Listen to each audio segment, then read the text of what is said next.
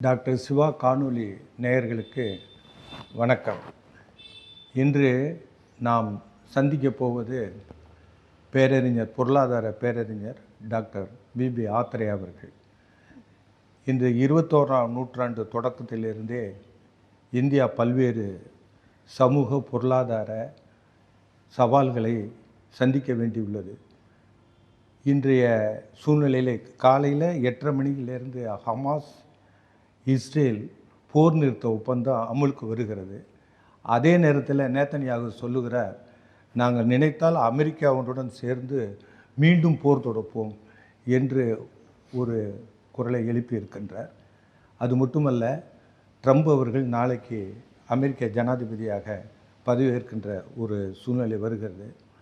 அவர் என்ன சொல்கிறார் அப்படின்னு சொன்னால், இந்த பிரிக்ஸ் நாடுகள் வந்ததிலிருந்து டாலரைசேஷன், இனிமேல் உலக பணமாக இருக்கிற கரன்சி, இன்டர்நேஷ்னல் கரன்சி கோல்டு போல் இருந்த டாலருடைய கரன்சி சூப்பரமசியை ஏற்றுக்கொள்ள முடியாது என்று பிரிக்ஸு என்ற நாடுகள், இந்த 5 நாடுகள் ஏற்று அதை செயல்படுத்த ஆரம்பித்து விட்டன. அதில் வேறு ஒன்றுமல்ல, அந்தந்த நாட்டு கரன்சியை கொடுத்து பொருள் வாங்கலாம், விற்கலாம் என்ற ஒரு நிலை வந்தது. டாலரில் தான் வாங்க வேண்டும், விற்க வேண்டும். சவுதி அரேபியாவுக்கு சொல்லியிருந்தது என்ன அப்படி என்றால், எண்ணெயாக இருந்தாலும் அது வாயுவாக இருந்தாலும் டாலரில் தான் வர்த்தகம் செய்ய வேண்டும். ஃபாரின் எக்ஸ்சேஞ்ச் என்ற ஒரு சூப்ரமசியை, அமெரிக்கானுடைய சூப்ரமசியை கிட்டத்தட்ட 1974 இருந்து இப்போ 2024 வரையிலும் இருந்த ஒரு 50 ஆண்டுகளுடைய அந்த சூப்ரமசியை தகர்த்து விட்டார்கள்.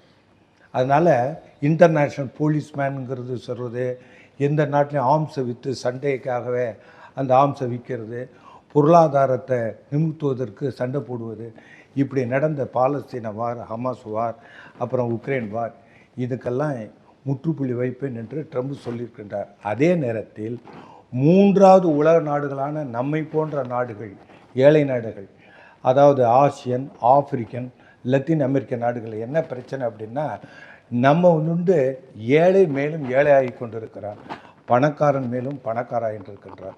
அதனால் புதிய பொருளாதாரம் 91 வந்ததிலிருந்து நாம் வெகுவாக பாதிக்கப்பட்டு கொண்டிருக்கின்றோம். இது குறித்தெல்லாம் சர்வதேச பொருளாதாரமும் இந்த 3வது உலக நாடுகளில் ஒன்றான இந்தியா போன்ற நாடுகளில் சாமானியன் சந்திக்கக்கூடிய சவால்கள் என்ன, இந்த பொருளாதாரத்தை நோக்கியுள்ள சவால்கள் என்ன என்பதெல்லாம் விரிவாக மிக சிறப்பாக சொல்லுகின்ற பேரறிஞர் நம்மளுடைய ஆத்ரே அவர்கள் குறித்து ஒரு அறிமுகம் என்பது நமக்கு தேவையில்லை, நாடறிந்த பேரறிஞர்கள். எனவே இன்றைய சூழ்நிலையில், அதாவது பிப்ரவரி 1 பட்ஜெட்டு கூட வருது, வரவு செலவு திட்ட அறிக்கை குறித்தெல்லாம் வருகிறது. ஏன்னா பொதுவாக இந்த சிக்கல்களும் நாம் சந்திக்க போகின்ற சவால்களும் அதற்கு என்ன வழிமுறைகள் என்பது குறித்து நமது பேராசிரியரிடம் விளக்கம் பெற்று அமைவோம் என்று சொல்லிக்கொள்கிறேன். வணக்கம். 91ஆம் ஆண்டு கிட்டத்தட்ட 30 வருஷத்துக்கு முன்னாடி சோவியத் யூனியன் வீழ்ச்சி அடைந்தது. இப்போது முதன்முறையாக என்ன பேசப்பட்டதுன்னா, ஒரு உருதுருவ உலகம் வந்து விட்டது, அமெரிக்கா தான் இனிமேல் எல்லாம், வேறு மாற்று சக்தியே இல்லை, எதிர்கொள்வதற்கான மாற்று சக்தியே இல்லை, ஆகவே அவங்க நினச்சதை அவங்க செய்யலாம் என்ற ஒரு கருத்து முன்வைக்கப்பட்டு, அது மட்டும் இல்லாமல் தத்துவார்த்த ரீதியாக அவங்க என்ன சொன்னாங்கன்னா, அப்போ சோஷலிசம் தோற்று விட்டது, முதலாளித்துவம் வென்று விட்டது என்று ஒரு பெரிய குரல் அவங்க எழுப்பினாங்க. ஒருத்தர் புத்தகமாக எழுதினார் எண்ட் ஆஃப் ஹிஸ்ட்ரின்னு, ஃப்ரான்சிஸ் ஃபுக்கையாமா என்று அறிஞர் எழுதினார். ஆனால் அந்த பிம்பம் ரொம்ப நாள் நீடிக்கலை. 3 விஷயங்கள் அப்போது இந்தியாவை போன்ற நாட்டுக்கு சிக்கலாக அப்போ வந்துச்சு. ஒன்று, சோவியத் யூனியன் வீழ்ச்சி என்பது இந்தியாவுக்கு ஒரு பெரிய அடி. நம்ம ஏற்கனவே சோவியத் யூனியனிடமிருந்து ஏராளமான உதவிகளை பெற்று வந்தோம், பொதுத்துறையை வலுப்படுத்தினோம், வேலை நாடுகளை எதிர்கொள்வதற்கு ஒரு முக்கியமான ஒரு சக்தியாக சோவியத் ஒன்றியம் இருந்தது. ஆனால் அது வீழ்ச்சியடைந்தது என்பது நிச்சயமாக மேலை நாடுகளுடைய கை ஓங்கிவிட்டது. குறிப்பாக அமெரிக்க வல்லரசினுடைய தலைமையிலான மேலே ஏகாதிபத்தியனுடைய கை ஓங்கிவிட்டது என்பது தான் அதனுடைய பொருள். அது நிகழ்ந்தது. அந்த நேரத்தில் சைனா போன்ற நாடுகள் தங்களை காப்பாற்றிக்கொள்ள பல தந்திரங்களை பயன்படுத்த வேண்டிய ஒரு நெருக்கடி அவங்களுக்கு மற்ற சோஷலிஸ்ட் நாடுகளுக்கு ஏற்பட்டது. அவங்களும் ஆசிய நாடுகளை பொறுத்தவரையில் சமாளிச்சிருக்காங்க. சைனாவாகட்டும், வியட்நாம் ஆகட்டும், வடகொரியா ஆகட்டும், அதேமாரி லாவோஸ், அதேமாரி சில லாத்தின் அமெரிக்க நாடுகள், இவையெல்லாம் எதிர்நீச்சல் போட்டு இன்றைக்கி சமாளிச்சிருக்கிறாங்க என்பது உண்மை. ஆனால் இருந்தாலும் அமெரிக்கா கை ஓங்கி விட்டது என்ற பின்னணியில் ரொம்பவே கொக்கரிச்சாங்க மேலை நாட்ட தத்துவ அறிஞர்கள், சாமுவல் ஹண்டிங்டன் ஆரம்பித்து எல்லாருமே. ஆனால் இந்த ஸ்ருதி மாறிடுச்சு. அதாவது 2005 உங்களுக்கு நினைவு இருக்குன்னு நினைக்கிறேன், ஒரு மிகப்பெரிய கிரைசிஸ் 2007 உலக அளவிலான, ஆமாம் 7-8 அப்போ அந்த பீரியடில், அதாவது அது வரைக்கும் கொஞ்சம் சற்று வேகமாக அமெரிக்க பொருளாதாரம் போயிட்டு இருந்துச்சு. கிளின்டன் காலத்தில் அவர் நிறைய ஒரு லிபரல் பாலிசிஸ் அமெரிக்காவுக்குள்ளார பின்பற்றியது. ஆனால் உலக நாடுகளை நெருக்கடிக்கு உள்ளாக்குவது என்பது தொடர்ந்தது. அந்த 1991க்கு பிறகு 2007-8 வரைக்கும் கூட பார்த்திங்கன்னா மிகப்பெரிய மீட்சி என்று சொல்ல முடியாது. ஆனால் ஓரளவுக்கு மீண்டும் மேலை நாடுகளில் பொருளாதார விரிவாக்கம் நிகழ்ந்தது. குறிப்பாக அமெரிக்காவில் அது நிகழ்ந்தது. ஆனால் 2007 அது பூரா எப்படின்னா ஒரு யூக வணிக அடிப்படையில், நிதி மூலதன சூதாட்டத்தின் அடிப்படையில் ஏற்பட்ட மாற்றங்கள். 2007-8 அந்த நிதிச்சந்தைகள் மிக கடுமையான நெருக்கடிக்கு உள்ளாக்கப்பட்டு சிதைந்தன. அப்போது மீண்டும் அப்போ ஆரம்பித்து இன்றைக்கி 2025 நம்ம இருக்கிறோம். இந்த ஒரு 17-18 ஆண்டுகளில் உலக பொருளாதார, முதலாளித்த பொருளாதார நாடுகள் அனைத்துமே அமெரிக்கா உள்ளிட்டு மிக மந்தமான வளர்ச்சி விகிதத்தை சந்திக்கிறாங்க. அதில் உள்ளதுக்குள்ள அமெரிக்கா மற்றவங்களுக்கு சற்று வேகமாக வளருது, இன்னும் அதனுடைய ஆதிக்கத்தினால. ஆனால் அதே நேரத்தில் பிரிக்ஸ் அமைக்கப்பட்டதுனாலேயோ, சீன ரஷ்ய உறவுகள் வலுப்பெற்றதுனாலேயோ டாலருடைய ஆதிக்கம் சேர்ந்து விட்டது என்று நம்ம கருதக்கூடாது. ட்ரம்ப் அவர் சௌரியத்துக்கு அப்படி தான் சொல்லிகிட்டு இருப்பார். ஆனால் இன்னும் உலக நாடுகளுக்கு இடையான வர்த்தக நிகழ்வுகளில் பெரும்பாலும் டாலர் தான் நாணயமாக என்றும் தொடர்கிறது என்பது தான் உண்மை. அதை மாற்றினா நல்லது என்பது கரெக்டு. ஆனால் அது மாறிடுச்சு, கொலாப்ஸ் ஆகிடுச்சுன்னா நம்ம சொல்லக்கூடாது. அது இன்னும் ரொம்ப தூரம் போக வேண்டியிருக்கு. பட் ஒன்று சொல்லலாம், அதாவது ஏகாதிபத்தியத்தின் கை மிகவும் ஓங்கி இருந்தது 91 அந்த சோவியத் யூனியன் வீழ்ச்சிக்கு பிறகு. இன்றைக்கி அதில் ஒரு மாற்றம் ஏற்பட்டிருக்கு. பல நாடுகள் உலகத்தில் பல பிரச்சனைகளில் யுஎஸ்ஐயும் மீறி அல்லது யுஎஸ்லேருந்து சுயேட்சையாக செயல்பட ஆரம்பிச்சிருக்கிறாங்க. அவங்களுக்கு தேவைகள் ஏற்பட்டிருக்கு. அதில் குறிப்பாக இந்த யுக்ரைன் யுத்தம், பிறகு இஸ்ரேலுடைய பாலஸ்தீன மக்களை இனப்படுகொலை செய்யும் கொடுமை, இதெல்லாம் ஒரு பக்கம் இருந்தாலும் கூட மறுபக்கம் பல நாடுகள் குறிப்பாக சீனா ரஷ்யா பல பிரச்சனைகளில் ஒத்துழைக்கிறாங்க ஒருத்தருக்கு பரஸ்பரமாக. அப்போது அமெரிக்க அரசுக்கு பழைய மாதிரி தான் நினச்சதை எல்லா இடத்துலையும் செய்ய முடியும் என்று சொல்ல முடியல. அஃப்கோர்ஸ் ட்ரம்ப் எப்படிப்பட்ட ஆளுன்னா அதெல்லாம் செஞ்சுருவோம், என்னாலும் ஆகட்டும் அப்படின்னு ஒரு சவடால் பேசுகிற பெருவி வச்சுங்களேன். அதை லைட்டாக எடுத்துக்க முடியாது. அவர் என்ன வேணால் செய்வார், கடந்த காலையும் இப்படி செஞ்சுருக்கிறாரு. ஆகவே நம்ம ட்ரம்ப் ஆட்சி என்ன செய்ய போகுது என்பதை அக்கறையோடும் கவலையோடும் தான் பார்க்கணும். அதில் ஒன்றும் மாற்று கருத்து இல்லை. ஆனால் அவரும் நினச்சதை செய்ய முடியாது. இன்றைக்கி மூன்றாம் உலக நாடுகளுடைய ஒற்றுமையில் பல பலவீனங்கள் இருந்தாலும் பிரிக்ஸ் இப்போ 5 நாடுகள் இல்லை, பல நாடுகள் இணைஞ்சிருக்காங்க இல்லை. ஆக பிரிக்ஸ் விரிவடைஞ்சிருக்குது. பிரிக்ஸினுடைய ஒட்டுமொத்த தேச உற்பத்தி மதிப்பு என்பது உலக அளவிலான உற்பத்தி மதிப்பில் ஒரு கணிசமான பகுதி 30% மேலேயே வந்துருச்சு. அதனால் ஒரு இவங்களாம் ஒற்றுமையாக ஒன்றிணைந்து செயல்பட்டால் ஒரு வலுவான சக்தியாக அவங்க திகழ முடியும். ஆனால் அந்த இடத்துக்கு போகிறதுக்கு இன்னும் கொஞ்சம் போக வேண்டியிருக்கு. அது இன்னும் இன்னைக்கு கையில் இருக்குதுன்னு சொல்ல முடியாது. இப்படி இருந்தாலும் என்ன சொல்ல முடியும்னா, இன்றைய உலகத்தில் இந்தியா போன்ற நாடுகளுக்கு சில பிரச்சனைகளில் சற்று கூடுதலான வெளி கிடைத்திருக்கிறது. நீங்கள் பன்னாட்டு பருவநிலை மாற்றம் பற்றிய விவாதங்களில் கூட நீங்கள் பார்த்துருப்பீங்க. G77 நாடுகள், அதே போன்று இந்தியாவும் சைனாவும், இவையெல்லாம் மேலை நாடுகளுடைய நிலைப்பாட்டிலிருந்து மாறுபட்ட ஒரு நிலைப்பாடு எடுத்துருக்குறாங்க. நீங்கள் இந்த 1.5 டிகிரி சென்டிகிரேடுக்குள்ளே அந்த வெப்ப உயர்வை குறைக்கணும்னா அதுக்கு ஏராளமான புதிய தொழில்நுட்பங்கள் தேவைப்படுது. நீங்கள் மேலே வளரும் நாடுகள் பூரா நிலக்கரியை யூஸ் பண்ணக்கூடாது என்று சொல்ல ஏற்றுக்கொள்ள முடியாது. நீங்கள் தொழில்நுட்பம் கொடுங்க, நவீன முறையில் தொழில்நுட்பங்களை கொடுத்து நிதி உதவி செய்தால் நாங்கள் அந்த டிரான்சிஷன் குறைவான கார்பன் பயன்பாட்டை நோக்கி செல்ல முடியும். ஆனால் இன்றைக்கி நீங்கள் அதை நிபந்தனையாக வைக்க முடியாது. இன்னொன்று, நீங்கள் ஏற்றுக்கொண்ட பல்வேறு கட்டத்தில் 1-2 அல்ல, பாரிஸ் அக்ரிமெண்ட் காலத்திலேருந்து அடுத்தடுத்து வரக்கூடிய பருவநிலை மாநாடுகளில் நீங்கள் ஏற்றுக்கொண்ட நிதி உதவி செய்வது, தொழில்நுட்பம் தருவது என்ற கமிட்மெண்ட்ஸை நீங்கள் நிறைவேற்றலை. ஆகவே நிறைவேற்றணும் என்று ஒரு வலுவான இப்போ கூட COP29 கூட அந்த பிரச்சனை முன்வைக்கப்பட்டது. அஜர்பைஜானில் பாக்கோவில் நிகழ்ந்த மாநாட்டில் கூட. அப்போ ஒரு சில மாற்றங்கள் வருது. இவங்க நினச்ச மாதிரி நேட்டோனுடைய பலத்தை வைத்து யுக்ரைனுக்கு ஆதரவாக வலுவாக செயல்பட்டு ரஷ்யாவை அழித்து விட முடியும் என்று இவர்கள் கருதிய கனவு நிறைவேறலை. இன்றைக்கி வந்து கிட்டத்தட்ட யுக்ரைன் வந்து ஒரு பலவீனமான இடத்துல ரஷ்யாவோட உடன்பாடு போட்டுத்தான் ஆக வேண்டும் என்ற இடத்துல இருக்குது. இந்த விஷயத்தில் ட்ரம்ப்போட நிலைப்பாடு பைடன் இருந்து கொஞ்சம் வேறுபட்டது. அவர் ஹிஸ்டாரிக்கலாகவே அவர் வந்து யுக்ரைனை பற்றி அவ்வளோ இது பண்ணல. இருந்தாலும் நாளைக்கு அவர் என்ன செய்வார், அமெரிக்க வல்லரசை பாதுகாப்பது என்பது அவருடைய மெயின் நோக்கம் என்று வரும்பொழுது டேரிஃப் சொல்கிறாரு 100%. டேரிஃப் அது பொருளாதார ரீதியாக அவர் வந்து அது ஒரு தாக்குதலை கிளப்புறாரு. இராணுவ ரீதியாக கூட அவர் வந்து ரஷ்யாவுக்கு ஆதரவாலாம் இருப்பான்னு சொல்லவே முடியாது. ஆனால் இன்றைய தேதியில் ரஷ்யா, சைனா, பிற நாடுகளுடைய இணைந்த செயல்பாடுகள் மேலை நாடுகளுக்கு களத்தை சற்று மாற்றி இருக்கின்றன என்று சொல்லலாம். ரொம்ப மிகையாக அதை பார்க்கக்கூடாது. ஆனால் அது ஒரு ஒரு வாய்ப்புகள் அங்கே இருக்குது. பட் நம்ம இந்தியா போன்ற நாட்டுக்கு வந்து இப்படி விரிவாக உலகத்தை பூரா பேசுகிறதை விட என்ன உதவியாக இருக்குன்னு நினைக்கிறேன்னா, இந்திய பொருளாதாரத்துக்கு இப்போ ட்ரம்ப் ஜனாதிபதியாவது அல்லது அமெரிக்காவில் நிகழ்ந்தக்கூடிய மாற்றங்கள், அதே போன்று உலக அளவில் நிகழ்ந்து வரக்கூடிய மாற்றங்கள், தொழில்நுட்பம், அறிவியல், ஏன்னா இது எல்லாமே அன்றாட பத்திரிகை அரசியல் வந்து மேலிருந்த வரையான அரசியல். கீழே நடக்கிறது அறிவியல், தொழில்நுட்ப மாற்றங்கள், முன்னேற்றங்கள், உற்பத்தி சக்திகளின் வளர்ச்சி. இது பல புதிய நிலைமைகளை உருவாக்குறது, சாத்தியப்பாடுகளையும் நம்ம முன்னாடி வைக்குது. அப்போ அந்த கோணத்தில் பார்க்கும் பொழுது இந்தியா எப்படிப்பட்ட ஒரு பொருளாதார நிலைமையை எதிர்நோக்குது என்பது ஒன்று. இரண்டாவது, இதை எதிர்கொள்வதற்கான கட்டமைப்போ இந்தியாவுக்குள்ள அல்லது வந்து ஒரு கொள்கை சட்டகமோ இருக்கா அப்படின்னா அது கேள்விக்குரிய விஷயமா இருக்குது. ஏன்னா நம்ம ஒரு 91ஆம் ஆண்டிலிருந்து தங்கு தடையின்றி பன்னாட்டு இந்நாட்டு பெருமுதலாளிகளை இந்திய சந்தையிலே செயல்பட அனுமதித்திருக்கிறோம். தாராளமயம், தனியாமயம், உலகமயம் என்பது முத்தூரம் போயிருக்குது. கடந்த 10 ஆண்டுகளாக இப்படிப்பட்ட தாராளமயம் என்பது ஒரு அதிதீவிர பாணியில் அமலாக்கப்படுது.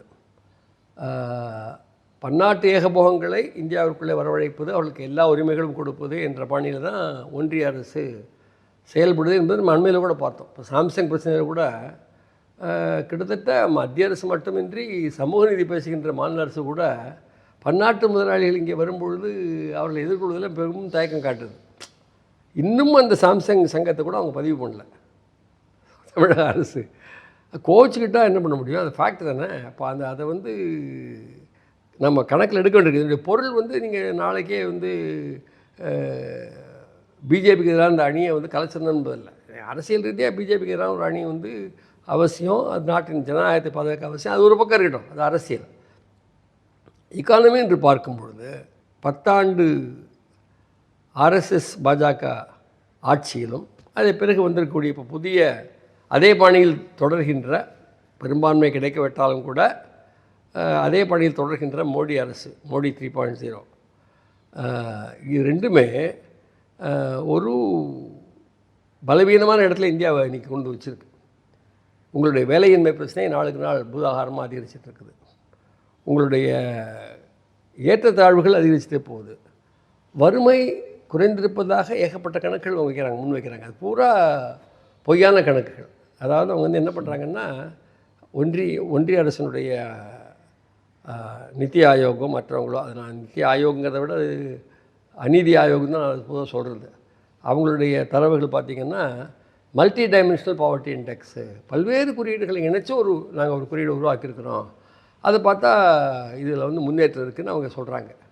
அதுக்கு என்னெல்லாமோ அதில் போட்டு வச்சுருக்குறாங்க. அதெல்லாம் வந்து சம்மந்தமே கிடையாது, அதுக்கும் மறுமைக்கு சம்மந்தமே கிடையாது. அப்போ உண்மையிலேயே நீங்கள் வந்து ஒரு நாளொன்றுக்கு ஒரு குடும்பத்தில் நபர் ஒருவருக்கு எவ்வளோ ஊட்டச்சத்து கிடைக்குது, எவ்வளோ உணவு கிடைக்குது, அது போன்ற தரவுகளை அல்லது ஹெல்த்து, எஜுகேஷன், இதில் என்ன நிலைமையில் இருக்கிறாங்க என்பதெல்லாம் வச்சு பார்த்திங்கன்னா இந்த மோடி அரசினுடைய 10க்கும் மேலான ஆண்டுகளின் ஆட்சி என்பது மிக கடுமையான பாதிப்புகளை இந்திய ஏழை மக்களுக்கு உருவாக்கியிருக்கு. ஏழைகளுடைய எண்ணிக்கையை கூட்டியிருக்கிறது. அதுவும் நம்ம பார்த்தோம், கண் முன்னாடி பார்த்தோம். ஏன்னா அந்த 10 ஆண்டுகளையும் இப்போது அடுத்து வந்திருக்கிற ஒரு ஆண்டையும் நீங்கள் கூட்டி பார்க்கணுன்னா, ஒன்று அதிதீவிர தாராளமய கொள்கைகள் ஒன்று, அது அந்த நம்ம இந்துத்துவாக்கு அப்புறம் வருவோம்.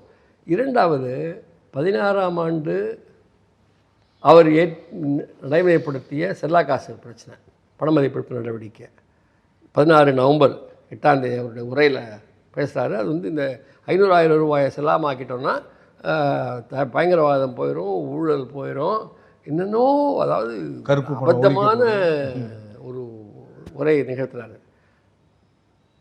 6 மாதத்துக்குள்ளாரியே 2017 வந்து ஜிஎஸ்டி கொண்டுறாரு. ஜிஎஸ்டியை பற்றி ஒரு பெரிய விவாதம் இங்கே நடந்துகிட்டு இருக்குது. இப்போ இருக்க நிதியமைச்சர் வந்து ஒரு நல்ல காமெடி நடத்திட்டு இருக்காங்க. அவங்க வந்து கேரமல் இப்படி சாப்பிட்டா ஒரு ரேட்டு, அப்படி சாப்பிட்டா ஒரு ரேட்டு, கையால் சாப்பிட்டா ஒரு ரேட்டு, காலால் சாப்பிட்டா ஒரு ரேட்டுன்னு இன்னும் சொல்லிகிட்டு இருக்கிறாங்க. இதை விட்டுருவோம். ஆனால் என்ன பாயிண்ட்னா, கிட்டத்தட்ட செல்லா காசு, ஜிஎஸ்டி, அதுக்கு பிறகு கோவிட்லாம் இவங்க கொண்டுல, ஆனால் இவங்க அதை எதிர்கொள்வதில் ரொம்ப போராக செயல்பட்டாங்க. மேனேஜ்மெண்ட் ரொம்ப போராக இருந்துச்சு. இதோடு சேர்ந்து எந்த நிவாரணமும் மக்களுக்கு செல்லாமல் தொடரும் அதிதீவிர கொள்கைகள், இது ஒரு பெரிய இடத்துல இந்தியாவினுடைய நெருக்கடியை ஆழப்படுத்தியிருக்கு. இந்தியா பொருளாதாரம் வந்து மிக ஆழ்ந்த நெருக்கடியில் இருக்குது. கிட்டத்தட்ட இவங்க சொல்லக்கூடிய பல பிரச்சாரங்கள் இருக்குது பாருங்கள். நாங்கள் வந்து பன்னாட்டு கம்பெனி கூப்பிட்ருக்குறோம், நாங்கள் வந்து ஸ்டார்ட் அப் பண்ணுறோம், நாங்கள் வந்து இதுக்கு பணம் கொடுக்குறோம், அதுக்கு பணம் கொடுக்குறோம். நடைமுறையில் இந்திய கம்பெனிகளை கபலீகரம் பண்ண வேணால் அவங்களுக்கு பணம் கிடச்சிது. மேலைநாட்டு கம்பெனிகளுக்கு பெரிய முதலீடு செய்கிறாங்கன்னு சொல்ல முடியாது. அதுவும் இந்த கடந்த ஒரு வருடமாக வெளிநாட்டிலேருந்து இந்திய பங்குகள் போடப்பட்ட பணம் பலது வெளியே இருக்குது, வெளியே போயிடுச்சு. ஏன்னா அது எதிர்காலத்தை பற்றி ஒரு அனிச்சயமான நிலைமை இருக்கிறதுனால இங்கே அவங்க இருக்கிற மாதிரி இல்லை. ஏன்னா மோடி அரசுடைய பெரும்பான்மையும் போயிடுச்சு. இது கூட்டணி அரசு தான் இப்போது செயல்பட்டுருக்குது. இவர் இங்கே ஆட்டம் போட்டாலும் முதலாளிகள் முதல் போடுறவங்க இதெல்லாம் கவனிப்பாங்க. இவர் என்ன இந்த ஆட்டம் நம்மள்கிட்ட செல்லுமே வழியும் அந்த மக்கள்கிட்ட காசு வச்சுருக்கிற ஆட்டம் செல்லாது.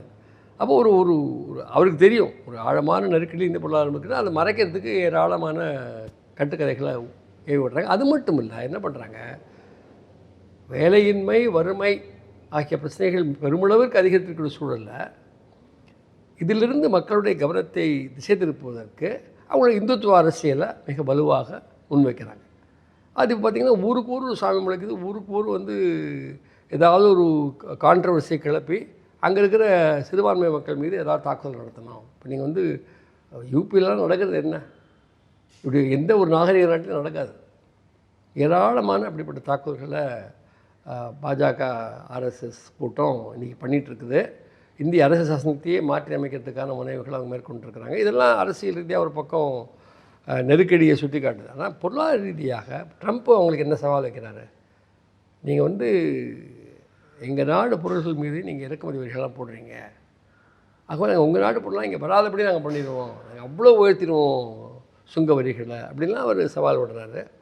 அதை எதிர்த்து பதிலடி கொடுக்குற இடத்துல இந்திய அரசு இல்லை. அப்படி நாளைக்கு ட்ரம்ப் அப்படி செய்வாரா இல்லை அது ஒரு சவடாலா என்றெல்லாம் நாம் ஒன்றும் இப்போது யூகிக்க முடியாது. ஆனால் அமெரிக்கா ஒரு இப்படிப்பட்ட உயர் சுங்க கட்டுப்பாடுகளை நோக்கி சென்றால், இறக்குமதி இதற்கான கட்டுப்பாடுகளை நோக்கி சென்றால், இந்தியா உள்ளிட்ட வளர்களுக்கு இந்த சந்தை விரிவாக்கம் என்பது சவாலாகும். அப்படின்னா என்ன உங்களுக்கு ஆல்டர்னேட்டிவ், என்ன மாற்று? உள்நாட்டு சந்தையை விரிவுபடுத்த முடியுமா? இந்திய மக்களின் வாங்கும் சக்தியை பெருக்க முடியுமா? அந்த திசை வழியில் செல்ல முடியுமா? இப்போ நீங்கள் அப்படி செய்யணும். என்ன செய்யணும்? குறைந்தபட்சம் இந்தியாவில் இருக்கக்கூடிய எல்லா கிராமப்புற குடும்பங்களுக்கும் சாகுபடி பண்ணுறதுக்கு கொஞ்சம் நல்லா இருக்கணும். நிலமும் இல்லாமல் வேலையும் இல்லாமல் எப்படி குடும்பத்துக்கு வருமானம் கிடைக்கும்? ஆனால் என்ன பிரச்சனை, இவங்க வந்து ஏற்கனவே மோசமான இந்த பொருளாதாரம் கோவிடுக்கு பிறகு கூடுதலாக என்ன வந்துடுச்சுன்னு சொன்னால், ஏராளமான புலம்பெயர் தொழிலாளிகள் திரும்பி வேலைக்கு போக முடியல. போயிருக்காங்க, கொஞ்சம் பேர் போயிருக்காங்க, கொஞ்சம் பேர் போகல. அப்போது கிராமப்புறங்களில் ஒட்டுமொத்த உழைப்பு படையில் வேளாண் துறையில் ஈடுபடுகின்ற மக்களின் சதவிகிதம் அதிகரித்திருக்கிறது. இந்த நாட்டில் நிகழாத ஒன்று. நீங்கள் வந்து வளர்ச்சின்னு சொன்னால் விவசாயத்தை விட்டு மற்ற துறைகளுக்கு உழைப்பாளி மக்கள் செல்வாங்க. இப்போ நம்ம எல்லாருமே அப்படி தானே கிராமத்துலேருந்து படித்து முன்னுக்கு வந்துருக்கிறோம், இந்த அங்கே போகிறோம் இங்கே போகிறோம்.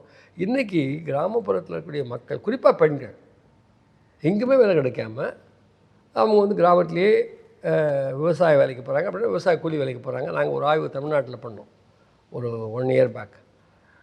சராசரியாக ஒரு ஆண்டுக்கு ஒரு பெண் கிராமப்புற உடல் உழைப்பு தொழிலாளிக்கு 128 நாள் வேலை கிடைக்குது.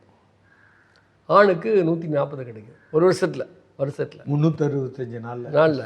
இந்த இப்படி கிடைக்கிற நாட்களில் என்ன கூலி கிடைக்கிது அவங்களுக்கு அப்படின்னு பார்த்தீங்கன்னா, பெண்களுக்கு ரொம்ப மோசமான கூலி. அதாவது 300 ரூபாயும் அது குறைவாக தான் தினக்கூலி. இப்போ நீங்கள் கேட்டிங்கன்னா அதை எப்படி சார் யாருமே கிடைக்க மாட்டாங்க வரமாட்டேங்கிறாங்க சார்னு சொல்லுவாங்க. பட் நாங்கள் பண்ண ஆய்வில் மிக தெளிவாக என்ன வந்ததுன்னா, கன்ஸ்ட்ரக்ஷன் ஒர்க்குக்கு போகிறாங்க பாருங்கள் பெண்கள், கொஞ்சம் கூடுதலாக கிடைக்கும் அவங்களுக்கு. 400 450 கிடைக்கும். அது கூட ஆண்களை விட 100 200 குறைச்சி தான் கிடைக்கும். ஆண்களுக்கும் பெண்களுக்கும் சராசரி இடைவெளி வந்து 200 ரூபா இந்த ரேஞ்சில் இருக்குது. ஆண்கள் 450 500 எடுக்கிறாங்க, இவங்க வந்து 250 300 இருக்கிறாங்க. ஊரக விலை உறுதி சட்டத்தின் கீழ் ஒரு ஆண்டுக்கு இவங்களுக்கு வந்து 35 40 நாளைக்குள்ள தான் வேலை கிடைக்குது. அரசாங்கம் சொல்லுது 100 நாள் வேலைன்னு ஒரு குடும்பத்துக்கு. அப்படிலாம் ஒன்றும் நடக்கலை. அப்படின்னா இந்த குடும்பங்கள் அனைத்தும் வறுமையில் வாடுகின்றன. ஆனால் அவங்க கணக்கில் வரமாட்டாங்க. அவங்க என்ன, நீங்கள் வறுமையில் கணக்கை எப்படி பிடிச்சிங்க? வறுமை கணக்கை செல்ஃபோன் இருக்கா, சைக்கிள் இருக்கா, இதெல்லாம் போட்டு ஒரு 10 20 குறியீடு போட்டு சாப்பாட்டுக்கு வழி இல்லை, வருமானம் இல்லை, ஆனால் அவங்க வறுமை கொடுக்க மேலே வந்துட்டாங்க. அது எப்படி வருமானம் வர முடியுங்கிறது அவங்க தான் சொல்லணும். இப்படி ஒரு ஒரு ஒரு மக்களை ஏமாற்றுகின்ற, இல்லை திட்டமிட்டு மக்களை ஏமாற்றுகின்ற ஒரு ஒரு புதிய கதையாடலை முன்வைக்கின்ற, பொய்கள் மட்டுமே இருக்கின்ற ஒரு கதையாடலை முன்வைக்கின்ற ஏற்பாடு தான் இந்த அரசுகள் 10 ஆண்டுக்கு மேலே பண்ணிக்கிட்டு இருக்குது. அப்போது இன்றைக்கி ட்ரம்ப் அவங்களுக்கு இன்னும் கூடுதலான ஒரு நெருக்கடியை உருவாக்குவோம் என்று அச்சுறுத்தி இருக்கிறார். ஒருவேளை இதை பேரம் பேச அவர் பயன்படுத்தலாம். ஆகவே இன்றைக்கு இந்தியாவில் இந்திய மக்களை திரட்டி மாற்றுப் பொருளாதாரங்களுக்கு போராடாமல் இந்த நாட்டு மக்களுக்கு வந்து விமோசனம் கிடைக்காது. ஃப்ராங்காக சொல்லணும்னா, நான் நீங்கள் என்ன சொல்லலாம், பொருளாதாரிங்க நீங்கள் இப்படி பேசுகிறீங்களே, நீங்கள் ப்ரொஃபஸராக இருக்கீங்க, எப்படி மக்கள்கிட்ட கலகம் பண்ணுறீங்கன்னு நீங்கள் நினைக்கலாம். இந்த நாட்டு மக்கள் கலகம் செய்தால் ஒழிய அவர்களுக்கு மாற்று வழி இல்லை. அதுதான் அனுபவம் சொல்லுது. நீங்கள் வந்து விவசாயிகளையே அவனால் புறக்கணிக்க முடியல. அந்த ஆள் இன்னும் உண்ணாவிரதம் இருக்கிறாரு. எவ்வளோ நாள் ஆச்சு? இன்னையிலேருந்து நாளையிலேருந்து இன்னும் ஒரு நிறைய பேர் அவங்க உணவு இருக்க போகிறாங்க. பஞ்சாபில் எவ்வளோ ஒழிக்கணும்னு பார்த்தாரு. இருந்தது அவங்க காலிஸ்தானின்னு சொன்னார், என்னெல்லாமோ சொல்லி பார்த்தாரு. இவர் கொண்ட 3 சட்டங்களை குப்பத்தட்டில் போட வச்சே ஏற்காது. அதனால் மோடியோட கொள்கைகளை தோற்கடிக்க முடியாது என்று ஒன்றும் கிடையாது. தோற்கடிக்க முடியும், ஆனால் ஒன்றுபட்ட மக்கள் சக்தி தான் அதை செய்ய முடியும். அந்த ஒன்று. ரெண்டாவது, நீங்கள் தொழில் ஒன்றும் இல்லை. இப்போ என்ன சொல்லப்படுது, இல்லை வேலையின்மைன்னு நீங்கள் சொல்கிறீங்கல்ல, அப்படியே என்ன செய்யணும், நம்ம வந்து முதலாளியை கூப்பிடணும், அவங்களுக்கு ஊக்கமளிக்கணும், அவங்க முதலீடு பண்ணுவாங்க, எல்லாருக்கும் வேலை கிடைக்கும் அப்படின்னு சொல்லப்படுது. அப்போது நீங்கள் இப்போ நம்ம தமிழக முதல்வர் கூட அமெரிக்கா போனார், பேசினார், நான் ஃபோர்டை கொண்டு வரேன்னு சொல்லியிருக்கிறாரு. ஃபோர்டு வந்துடுவாங்க. நீங்கள் ஃபோர்டோ ஃபாக்ஸ்கானோ யார் வந்தாலும் இந்தியாவினுடைய தமிழகத்தினுடைய வேலை பிரச்சனை தீர்க்க முடியாது. இப்போ நீங்கள் ஏற்கனவே இந்த நோக்கியா இருந்துச்சு, எல்லா சலுகைகளையும் பெற்றுக்கொண்டான், அப்புறம் கடை எடுத்து மூடிட்டு போயிட்டான். இதுதான் நடக்க போகுது. இப்போ சாம்சங் தென்கொரியாவில் இருக்கக்கூடிய அவன் கம்பெனியில் ஒரு ரூல் வச்சுருக்கிறான், இங்கே ஒரு வேறு ரூல் வச்சுருக்கிறான். அப்போ அவங்க பூரா என்ன சொல்கிறாங்க, இந்தியாவுக்கு நாங்கள் வரணும்னு சொன்னால் உங்கள் ஊர் வந்து ரொம்ப சிக்கலான ஊர், அரசுகள் வந்து முழுமையாக முதலாளிகளுக்கு ஆதரவாக களத்தில் இறங்கினா தான் எங்களால் அங்கே யோசிக்கவே முடியும்.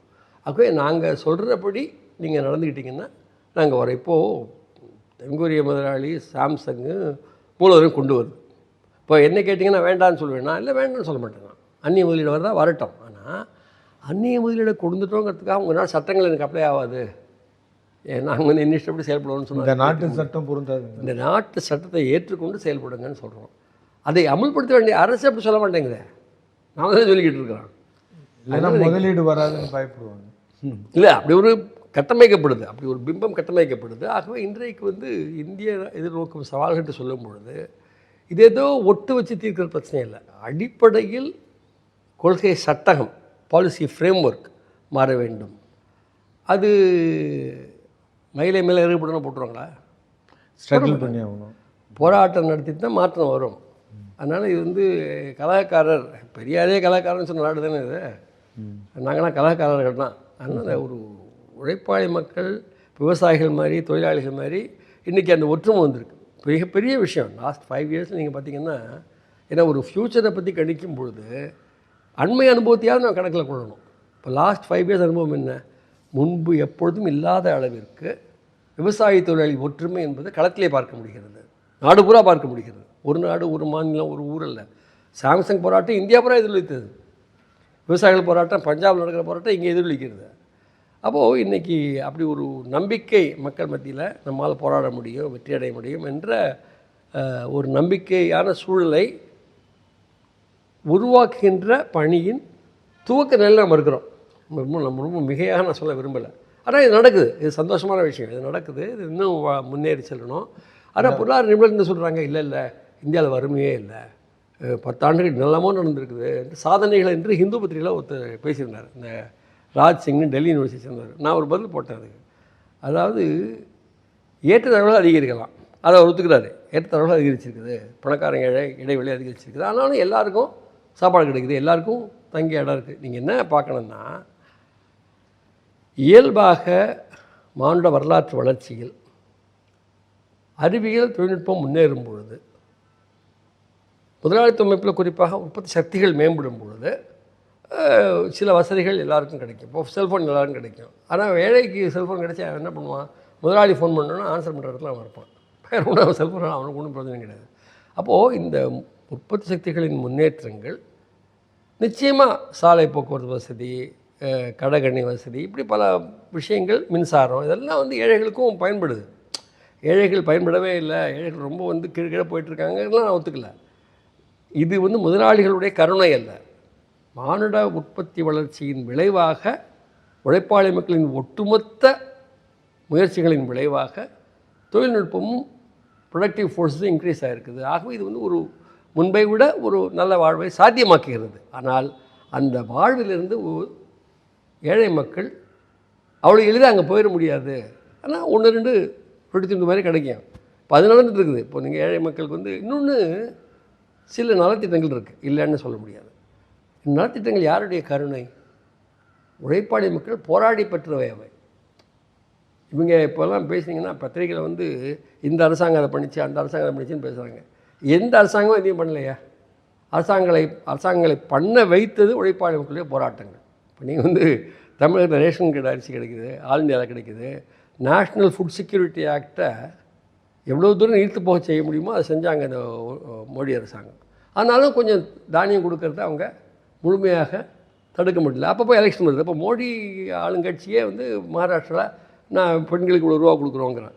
இப்போ வர்ற பட்ஜெட்டில் எதுவும் தீர்வு இந்த மாதிரியான பட்ஜெட்லாம் தீர்வு வர சான்ஸே கிடையாது. அதுவும் இந்த மாவோட பட்ஜெட்லாம் நம்ம பார்த்துட்டோம். ஏன்னா அந்த கன்சூமர்ஸ் ப்ரைஸ் இண்டெக்ஸ் எல்லாம் பயங்கரமாக போயிருக்கு. இல்லை அதாவது பணவீக்கம் ஒரு பக்கம் இருக்குங்க. இப்போ என்ன சொல்கிறாங்கன்னா, பணவீக்கத்தை குறைச்சிட்டு வரணும்னு சொல்லிகிட்டே இருந்தாங்க. இப்போ அது ஓரளவுக்கு குறைஞ்சதாக அவங்க சொல்லிக்கிறாங்க. ஆனால் இந்தியாவுடைய வளர்ச்சி விகிதம் முதல்ல 8.2% இருக்கும். போன வருஷம் இருந்துச்சு, அப்படியே இருக்கும் சொன்னாங்க. அப்புறம் இப்போ 7னாங்க, 7.5நாங்க, 7னாங்க, 6.5நாங்க. இந்த தரவுகள் இருக்க அரசு முன்வைக்கின்ற பொருளாதார வளர்ச்சி பற்றிய தரவுகள் எந்த நம்பகத்தன்மையும் பெறவில்லை, கிரெடிபிலிட்டியே இல்லை அதுக்கு. அப்படியே ஒரு 6% வளர்ச்சி நடக்குதுன்னு வச்சுக்கோங்களேன். சாதாரண உழைப்பாளி மக்களுக்கு என்ன பயிர் இருக்குதுன்னு கேள்வி எழுது. நான் வந்து நல்லா நினைவு இருக்குது, 1997 நாடு விடுதலை பெற்று 50 வருஷம். நான் பெசன்ட் நகரில் நைட்டில் அப்படி சும்மா வாக் பண்ணிட்டு இருந்தேன். அது ஒரு பையன்கிட்ட சொன்னேன், ஏப்பா இன்றைக்கி மிட் நைட்டில் இந்தியாவுடைய விடுதலை பெற்று 50 வருஷம் ஆகப்போகுதுன்னா. அவன் ஒரு அருமையான பதில் சொன்னான். எனக்கு என்ன போச்சு, அதை விட சுருக்கமாக இந்தியாவுடைய பொருளாதார வளர்ச்சியை விமர்சனம் பண்ண முடியாது. 50 வருஷம் ஆயிடுச்சு, நீங்கள் இந்தியா வந்துருச்சு, எனக்கு என்ன போச்சு. அது யதார்த்தம் இன்னி வரைக்கும். அதுக்கப்புறம் 40 வருஷம் ஆயிடுச்சு, 30 வருஷம் ஆயிடுச்சு. அப்போது இந்த வளர்ச்சி பாதையை மாற்றாமல், அடிப்படையான பொருளாதார கொள்கை சட்டகத்தை மாற்றாமல், செல்வந்தர்களிடமிருந்து வளங்களை திரட்டி அரசு வாயிலாக, பொதுத்துறை வாயிலாக, மக்கள் அமைப்புகள் வாயிலாக கல்வியில், ஆரோக்கியத்தில், கட்டமைப்பில் முதலீடுகளை மேற்கொண்டு அதன் மூலம்தான் நம்ம வந்து விவசாயத்தை மேம்படுத்துவது, கிராமப்புறங்களை மேம்படுத்துவது உள்ளிட்ட எல்லா வேலைகளையும் செய்ய முடியும். அதற்கு உங்களுக்கு வந்து மிக அவசியம், நீங்கள் வாங்கும் சக்தி அதிகரிக்கலைங்கிறீங்க, கன்சூமர் பர்ச்சேசிங் பவர் இல்லைன்றீங்க. அதுக்கு நீங்கள் ஒரு இன்சென்டிவ் கொடுத்து மாற்ற போகிறீங்களா? கிராமங்கள் இப்போ அதானே 21,000 ரூபா பிரெக்னென்ட் உமனுக்கு தருவோம் அப்படின்னு அது தேர்தலை விட்டு சில அறிவிப்புகள் வரும். ஆம் ஆத்மி ஒன்று, காங்கிரஸ் ஒன்று, பிஜேபி ஒன்று, ஆளுக்கு ஒரு வாக்குறுதியை கொடுத்துட்டு இருக்காங்க. அந்த வாக்குறுதியே சமாளிக்கலான்னு பார்க்குறாங்க. வாக்குறுதி ஏலம், வறுமையை ஒழிச்சிடலான்னு. இது ஒரு வாக்குறுதி ஏலங்க, ஆக்ஷன். நான் அதை பற்றி நான் ஒரு சீண்டை கூட தயாராக இல்லை. நான் சொல்கிறது, நீங்கள் எழுப்பின பிரச்சனைகள் வந்து எதிர்கொள்ளும் சவால்கள்னு சொன்னீங்க. அது ஒரு நீண்டகால பிரச்சனை. நாளைக்கு இன்றைக்கே ஒரு கன்செஷன் கொடுத்துருக்கிறதில்ல. என்ன அடிப்படையாக செய்ய வேண்டியிருக்கு? இப்போ பின்பற்றக்கூடிய கொள்கைகளை அப்படியே தூக்கி எறிந்து விட்டு இந்திய உள்நாட்டு சந்தையை மையப்படுத்தி வளர்ச்சி பாதையில் பயணிக்க வேண்டும் அப்படின்னு சொன்னீங்கன்னா எப்போது சாத்தியமாகும்? இந்திய உழைப்பாளி மக்களிடம் இந்தியாவின் உற்பத்தி கருவிகள் இருக்க வேண்டும். கிராமத்தில் வந்து இன்றைக்கி கூட நீங்கள் உண்மையிலேயே வேலையின்மையை எதிர்கொள்ளணும்னு சொன்னால் ஒரு MNREGS மட்டும் போதாது. எல்லா குடும்பத்துக்கும் ஒரு ஏக்கர் நிலம் இருந்து வச்சுங்க. இன்றைக்கி இருக்கிற தொழில்நுட்பத்தில் அவங்களுக்கு பாசன ஏற்பாடு பண்ணி உதவி பண்ணி சாகுபடி பண்ண வைக்க முடியும். அவங்க வந்து குறைந்தபட்சம் உணவு அருந்தி ஒரு சர்ப்ளஸ் அவங்கள்ட்ட கிடைக்கும். அந்த சர்ப்ளஸை விற்று மற்ற எல்லா கவர்மெண்ட் நீங்கள் போனால் சூப்பர் ஸ்ட்ரக்சரில் இன்ஃப்ராஸ்ட்ரக்சரில் அதில் தானே இருக்காங்க. இல்லை நீங்கள் சொல்கிற அந்த பேசிக் இதில் அதாங்க அதெல்லாம் வர்றதுக்கு எதிர்கட்சிக்கும் இல்லை. அதாவது இந்த நாட்டில் ஒரு ஒரு ஏராளமான அனுபவங்கள் இந்த விஷயத்தில் இருக்குது. நீங்கள் 50களில் என்ன கோஷம் வச்சோம்? நாடு விடுதலை பெற்ற பொழுது காங்கிரஸ் கட்சி உள்ளிட்டு என்ன கோஷம் வச்சாங்க? உழுபவனுக்கு நிலம் சொந்தம். ஆமாம், லேண்ட் டு தி டில். எப்போ வச்சாங்க? விடுதலை போராட்டத்தில் 60களெல்லாம் விடுதலை போராட்டத்திலே வச்சாங்க அந்த தீர்மானம், அந்த முழக்கத்தை. விடுதலைக்கு பிறகு 50களில் அவற்றை ஓரளவுக்காவது பேச வேண்டிய கட்டாயம் அவங்களுக்கு ஏற்பட்டுச்சு. ஏன்னா கேரளாவில் ஒரு இடதுசாரி அரசாங்கம் ஆட்சிக்கு வந்துச்சு 57. அது வந்து நாட்டுக்கே முன்மாதிரியான நிலச்சீர்திருத்தத்தை அமல்படுத்திச்சு. ஏற்கனவே ஜம்மு காஷ்மீர் அரசு இன்றைக்கி அதை சிதைச்சிட்டாங்க. அந்த அரசு நிலச்சீர்திருத்தம் பண்ணிச்சு. உச்சத குட் ப்ரோக்ரெசிவானது. தெபாகா நீங்கள் வந்து விடுதலை பெற்ற பொழுது ஒரு விவசாயிகள் இயக்கங்கள் நாடு முறை எழுச்சியாக இருந்தது. வங்கத்தில் தெபாகா இயக்கம் குத்தகை விவசாயின் பங்கை மூன்றில் ஒரு பங்குங்கிற பாதியாக்கு என்று சொல்லக்கூடிய இயக்கம். பர்காதர் அஸ்ஸாமில். ஆமாம், அது அப்போ 1950s. அது ஆப்ரேஷன் பர்காலாம் பின்னாடி வருது. தெபாகா இயக்கம்னு பேர் அதுக்கு. தேபாக்னா மூன்றில் ஒரு பங்கு. அதை வந்து ஒன்றுபட்ட வங்காளம், பங்களாதேஷ் பெங்கால் சேர்ந்து அஸ்ஸாமில் போராட்டங்கள், விவசாய போராட்டங்கள் நடந்துச்சு. மகாராஷ்டிராவில் வார்லி என்ற இடத்துல ஆதிவாசி மக்களுடைய மிகப்பெரிய எழுச்சியான போராட்டத்தை தலைமை தாங்கி நடத்தியது கோதாவரி பொருளேக்கர், ஷாம்ரா பொருளேக்கர் என்ற ஒரு தம்பதி. அவங்க வந்து அந்த ஆதிவாசி பிரிட்டிஷ் அரசாங்க காலத்தில் வனங்கள்லாம் வந்து அரசுடைமையாக்கப்பட்டு காலங்காலமாக அங்கே வசித்து வர மக்களுக்கு நிலம் கிடையாதுன்ட்டாங்க. அப்போ அதை போராடி மீட்டு கொடுத்தது அந்த வார்லி விவசாயிகளுடைய ஆதிவாசிகளுடைய இயக்கம், மலைவாழ் மக்களுடைய இயக்கம். இப்போ நீங்கள் வந்து சிபிஎம்னுடைய செக்ரட்டரி சண்முகம் வந்திருக்காரு. அவருடைய முக்கியமான ஒரு முனைவே அந்த வாச்சாத்தி பிரச்சனையில் தலையிட்டு வன மக்களுடைய உரிமையை மீட்டது தான். அதே மாதிரி தான் அப்போ 49 அந்த இது வேலை நடந்துச்சு. அதே மாதிரி கேரளாவில் பெரிய அளவுக்கு புன்னப்புற வயலார் உள்ளிட்ட பெரிய விவசாயிகளுடைய கிளர்ச்சிகள் நடந்தது. தமிழகத்தில் கீழே தஞ்சையில் துண்டு எடுத்து மேலே போடு, அடித்தா திருப்பி அடி சொல்லிக் கொடுக்கக்கூடிய சீனிவாசராவ் வந்தார். தஞ்சை மாவட்டம் பூரா விவசாயிகள் போராட்டங்கள் நடந்தது. ஏதோ நிலப்பிரபுத்துவம் விழுந்த கதையெல்லாம் சொல்கிறாங்க. அவங்க சொல்கிற கதை ஒரு பக்கம் இருக்கட்டும். நிலப்பிரபுத்துவத்தினுடைய வலிமை குறைந்தது என்றால் அதுக்கு விவசாய துறைகள் நடத்திய போராட்டங்கள் தானே, இடதுசாரிகள் தலைமையில். அப்போ அது ஒரு நீங்கள் ஒரு பாலிசியை மட்டும் பேச முடியாது. பாலிசியை அமலாக்கிறதுக்கான இயக்கங்கள் தேவை. தானாக வந்து பாலிசி ஆகாயத்தில் வந்து விழுந்துடாதுல்ல. அப்போ இந்த பாதையை நம்ம வந்து மக்கள்கிட்ட சொல்ல வேண்டியிருக்கு. நீங்கள் வந்து ஒரு ஸ்ட்ரகிள் பாத்தில் தான் வந்து நிவாரணம் கிடைக்கும். இப்போ தற்காலிக நிவாரணம் கிடைக்கல. தேர்தல் வருதுன்னா உங்களுக்கு 2000 ரூபா கொடுப்பாங்க. அதுவே 6 மாதம் கழிச்சு எவ்வளோ பேருக்கு போகுது, எவ்வளோ பேருக்கு போகல, அது எவ்வளோ கொள்ளடிச்சிருக்காங்கிறதுலாம் மெதுவாக வெளியே வர ஆரம்பிக்கும். ஸோ அதெல்லாம் வேண்டாம்னு சொல்ல, மக்கள் ஃபைட் பண்ணி பெறுவதெல்லாம் ஓகே. ஆனால் ஒரு பாலிசிஸில் மாற்றம் வராமல் ஒரு பர்மனெண்ட்டான லாங் டேர்ம் சொல்யூஷன் கிடைக்காது. ஆக நான் சொல்லுவது இல்லை, மீண்டும் நான் சொல்லுவது, இந்திய நாட்டு மக்களுடைய வாங்கும் சக்தியை பரவலாக உயர்த்த வேண்டும். அதற்கு அரசினுடைய வரி கொள்கைகள் உட்பட எல்லாமே மாற வேண்டும். இன்றைக்கி வரி கொள்கை எப்படி இருக்குது? ஒன்றிய மாநில அரசுகள் இணைந்து பெறுகின்ற மொத்த வரி வசூலில் நேர்முக வரிகளின் பங்கு, அதாவது சொத்து மீது, வருமானத்தின் மீது வாங்கும் சக்தியின் அடிப்படையில் போடப்படுகின்ற வரிகளின் சதவிகிதம் 35% இருக்குது. ஒரு 65% வரிகள் என்னவாக இருக்குதுன்னு பார்த்திங்கன்னா, நான் வாங்குகிற சின்ன சின்ன பொருட்கள் மீதான வரிகள். கன்சூமர் இப்போ ஜிஎஸ்டின்னு வந்திருக்குது. பொதுவாக இன்டைரக்ட் டேக்ஸ், மறைமுக வரிகள், வாங்குகின்ற பொருட்கள் மீது விதிக்கப்படுகின்ற வரிகள், பொருட்கள், சேவைகள். இப்போ எல்லாத்துக்கும் வரி விதிக்கிறோம்ல. அன்றைக்கி கூட ஒரு மீம்ஸ் நான் பார்த்தேன், அருமையான மீம்ஸ். ஒரு ஆள் 2 ஃபோனில் பேசிகிட்டு இருக்கிறான் அவனுடைய கேர்ள் ஃப்ரெண்டோட. உடனே இங்கேருந்து அப்படியே உடனே வந்து முத்தங்கள்லாம் அப்படியே ஆகாயத்தில் பாயுது, பெற்றுக்கொள்ளப்படுகிறது, திருப்பி தரப்படுகிறது, எல்லாம் ஒரு ஆள் பார்த்துக்கிட்டு இருக்கான். அப்புறம் ஃபோனை முடிச்சு வச்சிடுறேன். அந்த ஆள் நேராக போகிறான், ஃபோன் பண்ண ஆள்கிட்ட, 250 ரூபா கூடியா அப்படின்னா. எது கொடுக்கணும்? ஒரு கிஸ்ஸுக்கு ஜிஎஸ்டி 10 ரூபா. போக வர 2 பேரும் சேர்ந்து 25 அடிச்சிட்டிங்க, 200 ரூபாய் காட்டுன்னு. அதாவது இது விளையாட்டாக தோணலாம் நமக்கு. இப்படிப்பட்டு தானே உங்களுக்கு இந்த தானே உங்களுடைய அந்த பாப்கார்ன் கதையும்.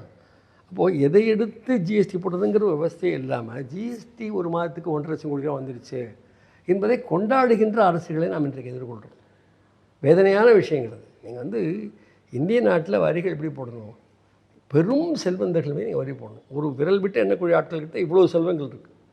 அதன் மீது வரி போட்டு அவங்க முதலீடு செய்யட்டும். அவங்களுடைய லாபத்தை நீங்கள் எடுக்க வேண்டாம். பெரும்பகுதி லாபத்தை அவங்க வச்சுக்கிறாங்க.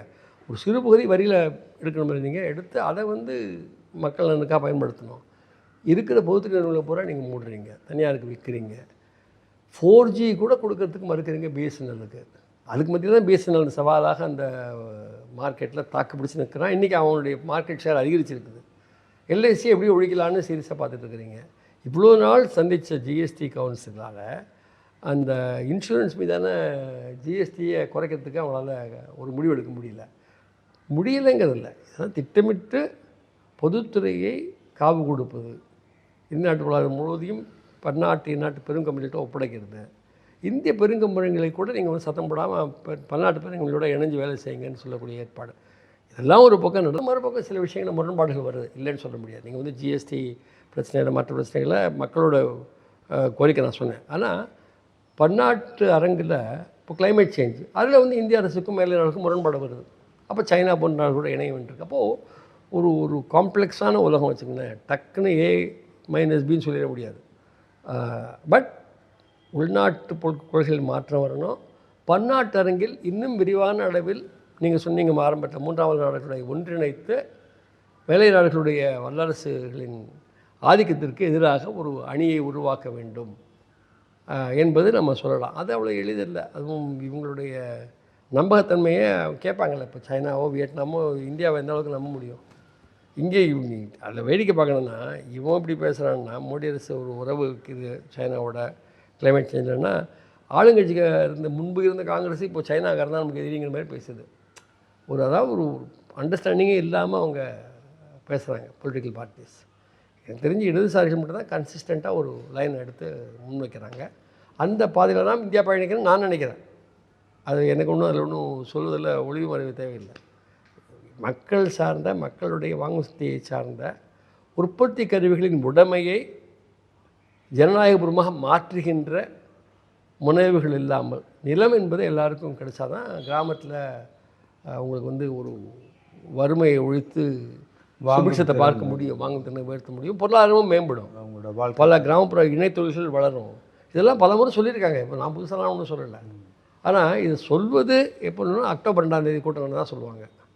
அதில் அதுமாரி ஒன்று குறிப்பிட்ட நாட்களில் சொல்லுவாங்க. ஆனால் இதே காலத்தில் அரசியல் சாசனத்தை எவ்வளோ சிதைக்க முடியும் அவ்வளோ சிதைத்து அதனோட ஒரு எக்ஸாம்பிள்.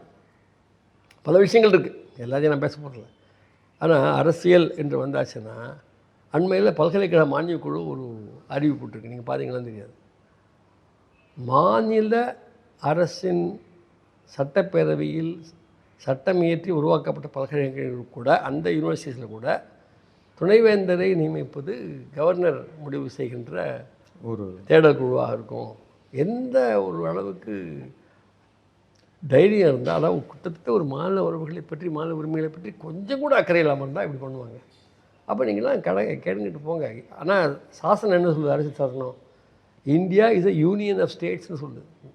மாநிலங்கள் கூட்டமைப்பு தான் இந்தியாவின் உறுப்பு மாநிலங்கள் அல்ல.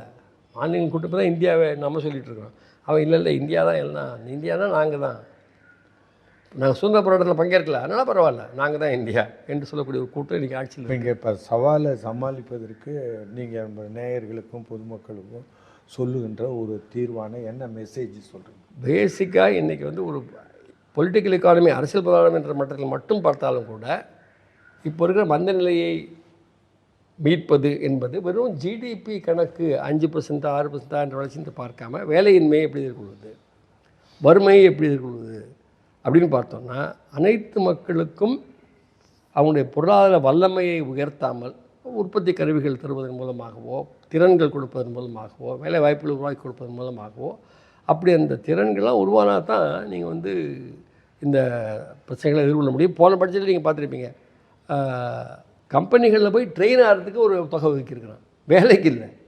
ஒரு வருஷம் ஒரு கம்பெனிக்கு ஓசி வேலை நீங்கள் செய்யணும், உங்கள் சம்பளம் சர்க்கார் கொடுத்துரும். இது என்ன வேலை வாய்ப்புக்கான மூவாது?